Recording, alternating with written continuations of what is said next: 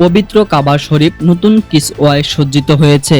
ইসলামী নতুন বছরকে কেন্দ্র করে সৌদি আরবের মক্কায় কাবার গিলাফ পরিবর্তন করা হয়, যা মুসলিম উম্মার জন্য এক আবেগঘন মুহূর্ত।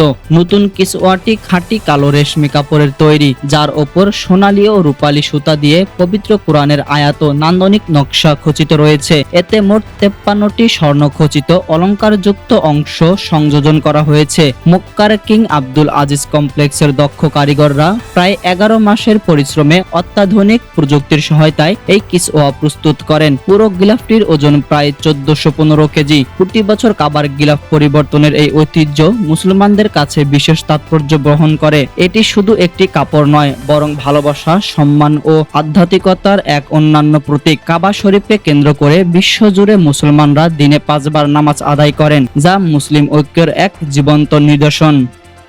নাজমুল হাসান, তালাশ বিডি, ঢাকা।